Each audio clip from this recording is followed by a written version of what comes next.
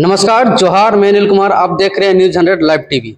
इस वक्त टाना भगत अतिथि गृह बनौर में है, जो कि आज धार्मिक, सामाजिक और रणनीतिक लेकर बैठक की एक दिवसीय गोष्ठी का आयोजन किया गया है। हमारे बीच विश्वनाथ तिर्की जी है, संयोजक है, उनसे बातचीत करने की कोशिश करेंगे क्या कुछ पूरे मामले को लेकर बैठक है। क्या सबसे पहले आपके दर्शकों को मेरा जोहार। मेरे चैनल तरफ से स्वागत है।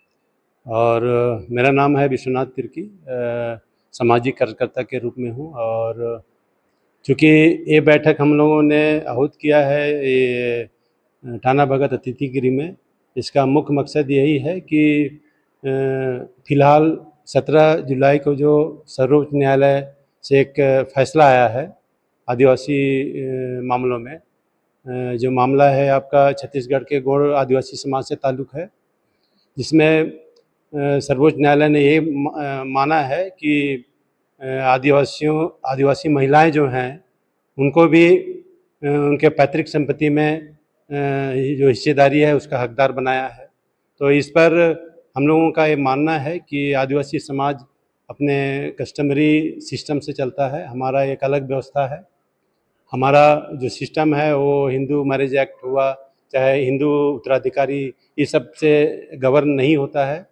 और इस ख्याल से हम लोगों ने सोचा कि ये सुप्रीम कोर्ट का फैसला हमारे जो कस्टमरी जो सिस्टम है, हमारे जो संस्कार नियम है, रीति रिवाज है, परंपरा है, उस पर एक आघात है, एक चोट सुप्रीम कोर्ट के माध्यम से हुआ है, जिसको हम लोग पूरे आदिवासी समाज इसको हम लोग खारिज करते हैं। इसको हम लोग नहीं चाहते हैं, क्योंकि हमारे महिलाओं को समाज में बराबरी का अधिकार दिया जाता है। ऐसा कहीं नहीं आप पाएंगे कि हमारे महिलाओं को दान दहेज के लिए कहीं जलाया गया हो या उसमें उत्पीड़न किया गया हो। ऐसा आपको देखने के लिए कोई उदाहरण आपको नहीं मिलेगा। इसके बावजूद भी महिलाओं में जो शादीशुदा हो जाती है उनको उनके ससुराल में पूरा हक अधिकार सम्मान मिलता है, उसके हिस्से संपत्ति में हिस्सेदारी भी मिलता है। और वैसी महिलाएं जो जिनका शादी ब्याह टूट जाता है, जो घर में आ जाती है, तो उनको भी जीने खाने के लिए पैतृक संपत्ति से कुछ हिस्सेदारी दी जाती है, ताकि वो अपन जीवन निर्वाह कर सके। और जो मैरिज शादीशुदा नहीं होता है उसको तो खैर पैतृक संपत्ति में अधिकार रहता ही है, लेकिन शादी होने के बाद में वो अपने ससुराल का चली जाती है, जहाँ उसको ये सारा हक अधिकार संपत्ति उसको मिलता है।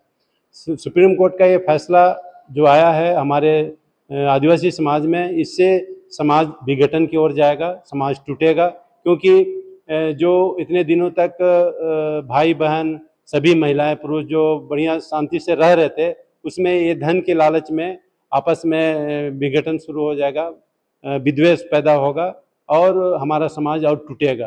तो इसी बात को ध्यान में रखते हुए ये विशेष बैठक हम लोगों ने बुलाया है कि आगे हम लोगों को क्या करना है और क्या नहीं करना है। चूँकि सर्वोच्च न्यायालय का फैसला है, कानूनी लड़ाई है, इसमें हम लोग कानूनी तौर पे ही इसको समाधान करने का दिशा में आगे बढ़ने के लिए ऐसा हम लोग सोच रखते हैं। जैसे कि आपने देखा कि किस तरह से आज का बैठक का निर्णय लिया गया है कि आज जो सरना झंडा उखाड़ दिया गया है, जो कोकर स्थित समाधि स्थल के पास में है, और जमीन विवाद के लेकर, इस पर आप कैसे देखते हैं? देखिए, सरना झंडा उस विषय को लेकर के हम लोग यहाँ बैठक कर रहे हैं। आज का जो बैठक है, मेन मुद्दे हमारे व्यूअरों को सरल भाषा में बता दिया किस समझ है। सुप्रीम कोर्ट ने 17 जुलाई 2025 को आज सिविल अपील नंबर 9537 में जो फैसला सुनाया है कि पैतृक संपत्ति में आदिवासी महिलाओं को भी हिस्सेदारी देना होगा। मूल बात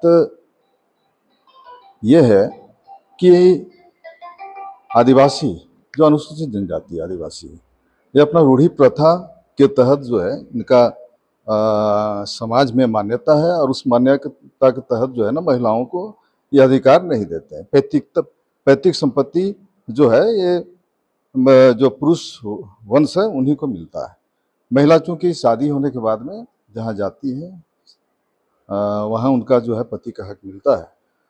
चूँकि यह क्या है ना, मूल बात है जो हमारे लिए जो संविधान में जो प्रदत्त शक्ति था, सबके लिए सभी धर्मों के लिए अलग अलग जो है अंग्रेजों ने कानून बनाया। हिंदू है तो हिंदू सक्सेशन एक्ट, हिंदू उत्तराधिकारी कानून अधिनियम 1956, मुस्लिम के लिए अलग कानून बना, सभी के लिए अलग अलग कानून बना। जैन, बुद्ध, सिख ये हिंदू सक्सेशन एक्ट के तहत ही गाइड होते हैं। लेकिन आदिवासियों के लिए चूंकि उनका जो रूढ़ी और प्रथा है उसी को मान्यता दिया गया था, और ये इसीलिए मान्यता दिया गया था, अंग्रेजों ने इनके लिए हमारे लिए सेफगार्ड किया था, एक कानून बनाया था, सेंट्रल प्रोविंस एक्ट 1875। उसमें प्रावधान था कि हिंदू सक्सेशन एक्ट, हिंदू उत्तराधिकारी, मुस्लिम लोग या उसके अलावा भी जिन लोगों ये कानून से गाइड नहीं होते, उनका जो है अलग जो है एक रूढ़ी प्रथा है, तो उस कानून के तहत उनको सेफगार्ड दिया जाएगा। लेकिन ये दुख की बात है कि बीजेपी सरकार ने 30 मार्च 2018 को इस कानून को, जो सेंट्रल प्रोविंस एक्ट था 1875, उसको रिपील कर दिया। अब रिपील करने के बाद हमारे पक्ष में तो कोई कानून रहा नहीं। हम नीचे में मान्यता है, हम मानते आए हैं, हमारा जो है ना कानून जो है हम रूढ़ी प्रथा के तहत चलते आए हैं। देखिए CNT एक्ट में भी 72 सेक्शन देखिए, सेविंग ऑफ कस्टम, माने जो प्रथाएं हैं, रूढ़ी और प्रथा, उसको सेफगार्ड किया गया CNT एक्ट में, SPT एक्ट में सेफगार्ड किया गया। तो सवाल बहुत बड़ी बात है, ये सर्वोच्च न्यायालय का जो फैसला आया है, ऐसा लगता है कि यह फैसला एक व्यक्ति विशेष को ध्यान में रखते हुए दिया गया है। क्योंकि हमारा जो है अनुसूचित जनजाति का मतलब क्या होता है? अनुसूचित जनजाति का मतलब होता है संविधान में 366 के खंड 25 के अर्थ में उन जातियों को समूह या उन जातियों को यूथों को अनुसूचित जनजाति के रूप में 342 के तहत राष्ट्रपति घोषणा करते हैं। तो एक विशेष व्यक्ति अगर कोर्ट जाता है, अब उनकी बातों को लेकर के अगर सर्वोच्च न्यायालय फैसला देती है, तो ये समाज, जो आदिवासी समाज के लिए ये सही नहीं होगा। क्योंकि आदिवासी समाज विभिन्न जातियों में बटा हुआ है, ऐसा नहीं उरांव, मुंडा हो, खड़िया, ना जाने 800 आदिवासी जातियां हैं। और एक व्यक्ति उन जातियों का जो समूह है, समुदाय को पूर्ण रूप से उनकी रूढ़ी प्रथा को खारिज किया जा रहा है, ये बहुत दुखद बात है। और सबसे बड़ी बात है कि सर्वोच्च न्यायालय ने, ठीक है, सर्वोच्च न्यायालय का शक्ति है, अगर कोई कानून एविडेंस, चूंकि जो अपील करता थे उन्होंने अपना जो है मां का संपत्ति को लेकर नाना की संपत्ति को प्राप्त करने हेतु अपील किए थे, और उस अपील में उन्होंने साफ कहा था कि हिंदू सक्सेशन एक्ट के तहत मैं गाइड होता हूं, मैं हिंदू रीति रिवाज मानता हूं। तो ठीक है, हिंदू रीति रिवाज अगर वो मानता है तो पूरे समाज, पूरा कम्युनिटी तो मानता नहीं। तो हिंदू अगर वो अपने आप को हिंदू बोलता है, तो चूंकि क्या है कि अनुसूचित जनजाति कोई भी धर्म में चले जाए, उनकी जो सुप्रीम कोर्ट ने ऐसा जजमेंट, बहुत सारा जजमेंट दिया है कि धर्म पर जो है ना किसी जाति का, अनुसूचित जनजाति का बोध नहीं होता। तो एक व्यक्ति अगर प्रभावित करता है पूरी जनजातियों को, तो ऐसा फैसला, जो फैसला सर्वोच्च न्यायालय ने दिया है, ये कंट्राडिक्शन लगता है, सीधे सीधे कंट्राडिक्शन फैसला है। और इस फैसले के अगेंस्ट में हम लोग बैठक बुलाए हैं, हम लोग इसको अपील करने, कैसे अपील किया जाएगा, इस जजमेंट को कैसे खारिज किया जाएगा, क्योंकि हमारा रूढ़ी प्रथा को ही खत्म करने का ये बहुत बड़ा। आप लोग क्या चाहते हैं? हम लोग का तो साफ है कि हमारा रूढ़ी प्रथा सेफगार्ड हो। हमारी जो परंपरा से हमारे पूर्वजों ने जो रूढ़ी और प्रथा को हमें सौंपा है, उस रूढ़ी प्रथा को हम बरकरार रखेंगे। और ठीक है, उसमें फेरबदल अगर करना है, केंद्र सरकार कानून बनाए, हमारे पक्ष में बनाए। क्यों हमें हिंदू सक्सेशन एक्ट में हिंदू बनाने में तुली हुई? हमारे लिए भी, आदिवासियों के लिए भी सक्सेशन एक्ट बनाए, हम स्वागत करेंगे। हमारे लिए अलग से बनना चाहिए। ऐसा थोड़ी है कि हम को किसी दूसरे धर्म का जो है ना, दूसरे धर्मावलंबी का जो अधिकार है, जो सक्सेशन एक्ट है, हिंदू सक्सेशन एक्ट है या हिंदू मैरिज एक्ट है, हिंदू एडॉप्टेशन एक्ट, उसमें हमें जो है ना सीधे हिंदूकरण बनाने का ये और भी हमारे साथ जुड़ गए हैं, जमशेदपुर से चल के आए इस बैठक में, उनसे सीधे जुड़ते हैं और उनसे जानने की कोशिश करते हैं। क्या नाम है आपका? हाँ, मेरा नाम नरन बनरा है, मैं जमशेदपुर से हूँ। और इस मीटिंग में जो सुप्रीम कोर्ट का जो जजमेंट दिया गया है कि आदिवासी में भी महिला को जमीन जब पैतृक जमीन में दौलत में अधिकार मिलना चाहिए बोल के जो है ना, तो इसी का हम लोग चर्चा परिचर्चा करने के लिए आए हुए हैं। तो आपके दर्शकों को हमारा तरफ से जोहार।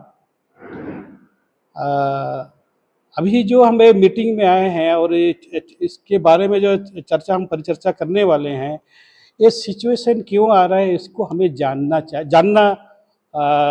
उस पर हमें सोचना चाहिए। एक्चुअली अभी क्या हो रहा है कि अभी हमारा जो जनसंख्या जो है ना दिनों दिन बढ़ते जा रहा है और हमारा ज़मीन जो है वो घटते जा रहा है। तो अभी ज़मीन के प्रति जो है सब कोई सजग है, क्योंकि हमारा जीविका का यही साधन है ज़मीन जो है। अभी ये हमारा जो आदिवासी में कस्टमरी लॉ के तहत जो है ना, हमारे जो महिलाएं हैं वो जहाँ उनका शादी होता है तो वहाँ का जो ज़मीन जायदाद है उसका वो हकदार होता है, वहाँ का मालिक होता है। लेकिन इस हिसाब से हमारा कस्टमरी लॉ के तहत जो है हमारा इस तरीके का पहले डिस्प्यूट था नहीं एक्चुअली जो है ना। और अभी क्या हो रहा है कि अभी